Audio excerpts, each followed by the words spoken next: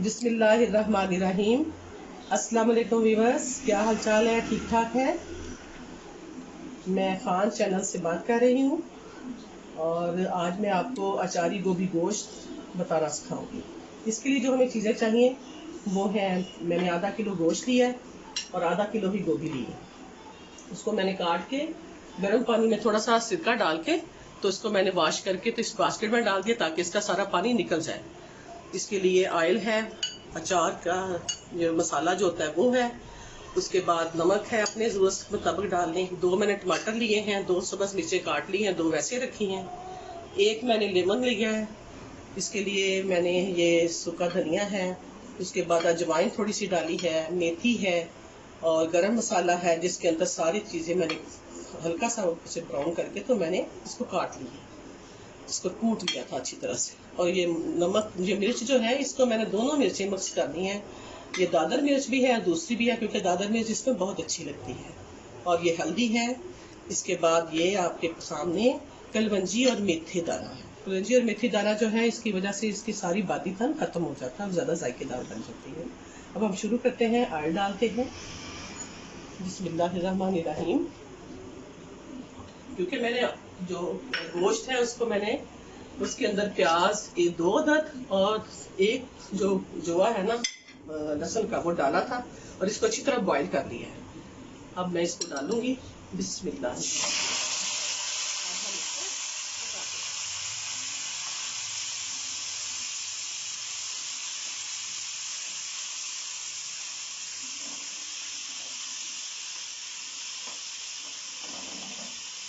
इसके साथ ही हम इसमें डाल देते हैं सूखा धनिया। ये सारे मसाले जो है मैंने उसी हिसाब से डाले हैं।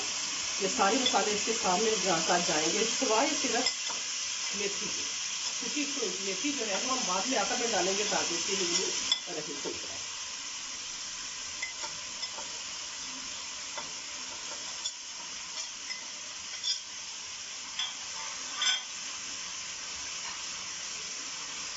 नमक जो है हमें जायका डालना है, आप अपनी पसंद के मुताबिक डालें, लेकिन ये थोड़ी करारी गोभी पत्ते तो ज़्यादा मजे की लगती है। और अब हम इसके अंदर ये टमाटर डाल देंगे, ये टमाटर और लेमन नहीं डालेंगे, क्योंकि लेमन जो है वो आखिर में हम लोग जब कुछ मेथी डालेंगे तब हम इसको डालें। अब गोश्त को अच्छी तरह भूनेंगे। जब गोश्त अपना घी छोड़ देगा तो उसके बाद हम इसके अंदर गोभी ऐड करेंगे। व्यूअर्स, आप देख सकते हैं अच्छी तरह से गोश्त की बुनाई हो गई है। टमाटर जो है वो भी इसके अंदर मिक्स हो गए हैं और बड़ी अच्छी खुशबू आ रही है गरम मसाले की। और जब हम इसके अंदर कलवंजी और मेथी डालते हैं तो इसका सारी बादीपन खत्म हो जाती है, इसका जायका टेस्ट बहुत ज़्यादा हो जाता है। अब हम इसमें गोभी डाल देते हैं। बिस्मिल्लाह। गोभी डाल के अच्छी तरह हिला के इसको दम दे देना, बस इसी दम के अंदर इससे पक जाना। 5, 7, 10 मिनट लग जाएंगे। 10 मिनट से अंदर अंदर इसलिए ना बिल्कुल सही हो जाए। ये आपके चूल्हे पे डिपेंड करेगा कि कैसा उसका आग कैसी चल रही, तेज़ चल रही है। बहुत तेज़ आग में नहीं अभी रखना, 2 मिनट के लिए भी इसको छोड़ना। अभी ये भाप में थोड़ा सा पानी छोड़ेगा और इसी के अंदर वो थोड़ी पक जाएगी। और आखिर पे हम लोग जब ये अच्छी तरह हो जाएगी तो फिर इसके अंदर हम अचार का मसाला डालेंगे और मेथी दाना डालेंगे, मेथी डालेंगे इंशाल्लाह। इसको हम डालते हैं, चूल्हा हम थोड़ा कम कर देते हैं।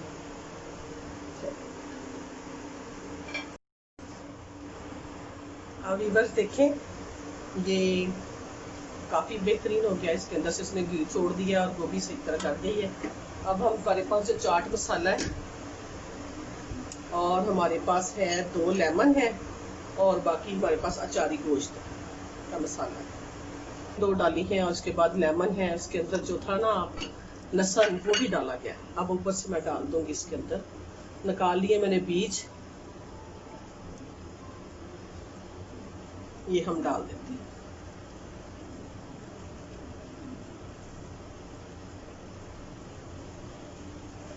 अब इसको मिक्स कर देते हैं और तकरीबन 2 मिनट के बाद हमने इसको उतार देना, क्योंकि इसका जायका इसके अंदर शामिल हो जाएगा। और ये खड़ी खड़ी गोभी होगी, ये नहीं बना कि वो गोभी बिल्कुल शलजम की तरह हो गई है, बल्कि गोभी फर्स्ट क्लास खड़ी हुई है और बड़ा अच्छा लग रहा है। खुशबू भी बड़ी अच्छी आ रही है। चाट के मसाला डालने से तो और ही ज़्यादा अच्छी लगेगी। अब इसको हम जस्ट 2 मिनट के लिए रखेंगे।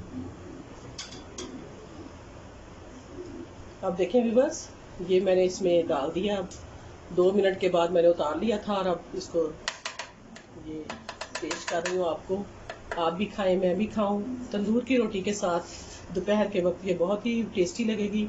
इसमें हर तरह की ग़िज़ाइयत है, अचार का टेस्ट भी आ रहा है और धनिए की बजाय मैंने इसमें खुश्क मेथी यूज़ की है ताकि इसकी और ज़्यादा खुशबू बढ़ जाए। तो इंशाल्लाह फिर मिलेंगे। अल्लाह आपका हामी और नासर हो। अस्सलाम वालेकुम वरहमतुल्लाहि वबरकातुहू।